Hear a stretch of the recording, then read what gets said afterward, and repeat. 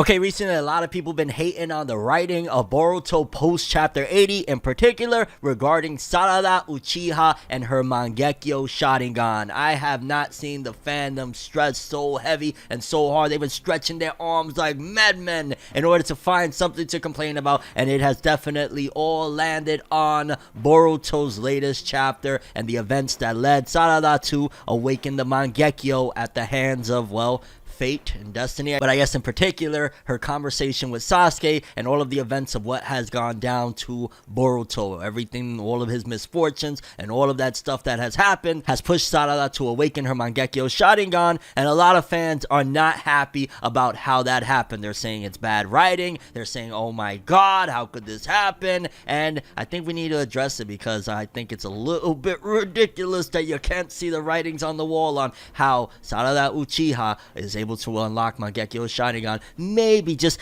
maybe, a smidge easier than the other Uchiha. Let's talk about it. I must go. It's time to get out. Before we continue, if you would hit that subscribe button and that bell, I'd greatly appreciate it. We talk about anime and manga around these parts. You would love the content. Please support, hit that subscribe and that bell. Thank you very much. Because again, the biggest complaint people are having is the fact that, well, how did this little girl, this Sarada Uchiha, be able to unlock Mangekyou Sharingan, and all of these Uchiha, Itachi, Sasuke, all of them, Shisui, they all had to undergo tremendous amounts of stress and heartbreak, and all sorts of terrible things happened to them, while Sarada unlocked it because Boruto was in trouble. And I think you gotta add, first of all, a very, very big specific to it, that it's a lot more than just Boruto being in trouble or something bad happening to Boruto. The entirety of reality has been warped. This is not the same world anymore that she grew up and known. So that's one thing that you got to take into account, that, hey, you know, reality has been changed. I don't think that has per se happened exactly to any of the Uchiha, to where all of what they've known in existence has been changed completely. I mean, I know there's the Izanagi, Izanami, all of that jazz, but I don't think any of them have experienced that in particular happening to them. Likewise, that everybody in the freaking world hates their best friend that they, you could throw the argument, love, and that's the reason why Sarada Uchiha isn't affected by Ada's ability. Because to catch anybody up to speed, if you don't know, basically Kawaki is obsessed with Naruto, and in order to save Naruto, he knows that Boruto has Momoshiki inside of him, the alien Otsutsuki, and pretty much he wants to get rid of any threats that could take out Naruto, and he made this unconscious wish to the cybernetic being known as Ada in order to swap reality, and it made Boruto become basically the biggest villain in Konoha, and everybody now believes that Boruto killed Naruto. All of these events coupled together with the fact that Sarada's own father Sasuke also believed that Boruto killed Naruto, and everybody wants to hunt him down and kill him. I mean, even Mitsuki, the kid that said that, oh, you're my sunshine and I'm the moonlight, is talking about killing him. Yeah, that's a big reality swap. And again, granted, Sasuke went through a lot of stuff. You would throw the argument like, damn, you know, as a kid, he didn't. Well, first of all, Sarada is already 3 tomos deep. So let's take that into account. Like Sasuke, when he was little and Itachi massacred the clan, he, I think, didn't even have his Sharingan yet, right? He just had barely activated it, let alone having 3 tomos. So you can't really say that. Itachi, there's an argument there, but at the same time, I think one of the pivotal factors that a lot of people are not taking into account, aside from many other things that we're going to go into, is the fact that one of the main reasons Sarada would unlock Mangekyou Sharingan opposed to a lot of the other, you know, Uchiha, is the fact that she is a half-breed. A lot of the other Uchiha were blessed with mental strength, I guess you would say, that a half-breed Uchiha that still suffers from that same agonizing thing of emotional imbalances, basically she has half of the Uchiha problem and half of a, you know, I don't know, I guess you would say, because that's Sakura's blood lineage. And ultimately, she only has half of that strength and half of those barriers that is going to keep her from being able to unlock certain aspects. On top of the fact that Sarada has emotional intelligence that a lot of Uchiha didn't have. Like, honestly, it's very strange that a lot of people don't give Sarada the whole title of being a prodigy, because Sarada is just that. Like, maybe they look at it like, well, she's she's an Uchiha is expected of her. But Sarada is hands down a prodigy. She's been the Team 7 team leader from RIP. She's basically been the one that guides them. Even in the fight against Boro, she showcased that she is a team leader. So Sarada is very much so very strong-minded, except the fact that she is also at the same time coupled with the other side of her that is an Uchiha that has this emotional, crippling, you could throw the argument, aspect that essentially makes it that emotionally you can't really deal with certain aspects. And potentially you could throw the argument that she doesn't have the strength that an Uchiha has to endure constant amounts of stress and strenuous trauma to the brain that an Uchiha does. So essentially she's going to be able to tap into certain aspects that the Uchiha have to go through a lot more. I mean, the half-breed whole theme and trope in anime and manga, and honestly you could even throw in real life, is a very strong thing that you even take it back to Dragon Ball Z with Goten and Trunks. Goku and Vegeta had to go through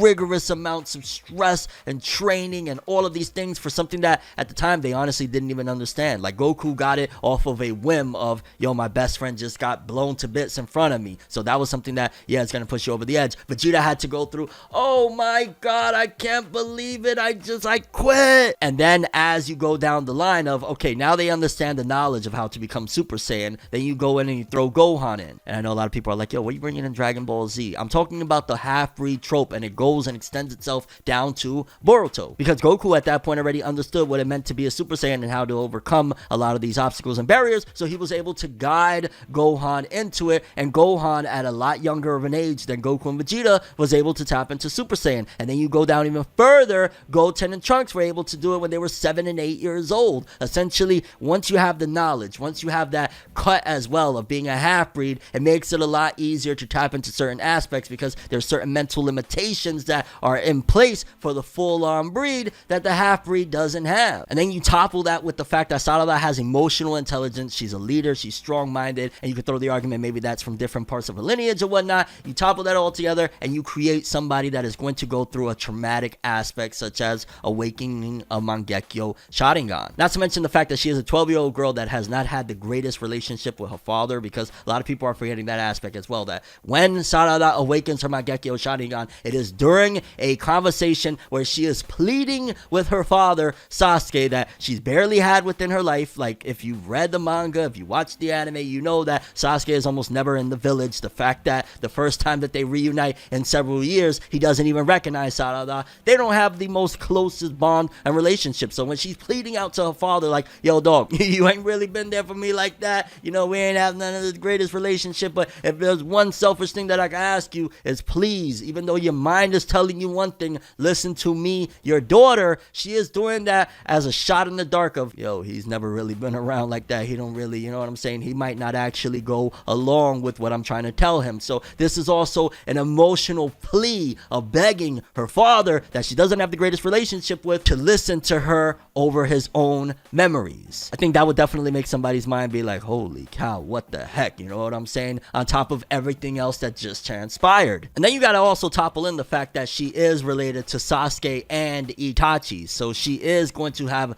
lineage that is related to prodigies. Her uncle was a prodigy beyond prodigies. I mean, Itachi could have damn near probably been Hokage at the age of like 15 or something like that. And then Sasuke was very much so advanced as well. You topple all that into this little girl that is only a half-breed, that only has half of those walls up in her mind, and voila, Mangekyou Sharingan. Honestly, sometimes it feels like people just reach for anything to try and tear down Boruto because they just have a disdain for it, for its pure existence. Like, I totally get having some criticisms regarding, okay, maybe it feels at first that, wow, this was very quick of her getting the Mangekyou Sharingan, but throughout the series, of course, you have seen her slowly but surely unlocking the 3 different tomos that is needed in order to finally reach that final stage of advancement of the Mangekyou Sharingan. Also, it was revealed in Shippuden that initially, yes, we was all told that Mangekyou Sharingan, oh, you need to experience death in order for it to be awakened. Then we find out that no, it just has to be like an extreme type of emotion of whether it be from loss or, you know, just some type of traumatic response is what unlocks Mangekyou Sharingan. Again, a 12-year-old girl, maybe 13, I don't know what her age is at this particular point, it's 12 or 13. You add all of that into with her being a prodigy, with her having the half-breed trope, and it makes more sense than ever for me personally. I mean, from Inuyasha to Dragon Ball Z, you've seen it, you know it, that half-breeds oftentimes have these certain abilities because they have a blend of the different creations within them. So I definitely had to come in here and throw a little bit of pushback on the whole situation of people that are hating and trashing on Boruto yet again because they had to find something this time around, and this time it's regarding Sarada awakening the Mangekyou Sharingan. I will agree with some people that, wow, so how is she gonna avoid being blind with this one, dog? We better go to Shin Uchiha's lab and find some of them eyeballs, because if not, Sarada's gonna be like, yo, Boruto, where you at, dog? Come on, come back to the village. I'm sorry, that was super inappropriate, but you get what I'm saying. Like, I definitely agree that Sarada is going to have to figure out something fairly quickly in order for it to become eternal Mangekyou Sharingan and not, yo, dog, I'm blind Sharingan, because now it's going to be Sasuke with one eye, Sarada with no eyes. It's going to be traumatic as heck. Oh my god, I just thought about it. Imagine Sarada is going to get Sasuke's last freaking eye from him. Oh no. Well, let me know what you guys think. If you're watching this right now, are you yay or nay regarding how Sarada unlocked the Mangekyou Sharingan? I know a lot of people wanted it to be more dramatic. That's another big criticism. They wanted it to be like Sasuke died or Naruto died. Well, technically, you add on to the stress now that I think about it that, yeah, she's gonna unlock Mangekyou Sharingan because on top of all that, she doesn't really even know what's going on. In her mind, they're telling her that the 7th Hokage, her hero, the person that she looks up to, is dead. So yeah, she's also in a certain form experiencing loss, or at the very least, she knows that, hey, he is gone from the picture. So I definitely believe that you add in that reality has been warped. You add in that she believes Naruto is dead or gone. You add into the fact that she's a half-breed, and voila, recipe for Sarada Uchiha awakening the Mangekyou Sharingan. I'm ForneverWorld, and as always, people, have an awesome day. Subscribe and hit that bell to get more. Yeah! I have a dream, alone in my room as I sit with the tea. Couldn't possibly think what I often see, and you don't even know how I often blink. Lights be flashing and looking at me, such a odd unique, yet I'm so unique and you're looking at me. If the walls could talk, they would probably read bleak, and I'd probably say, bitch, get the fuck off me.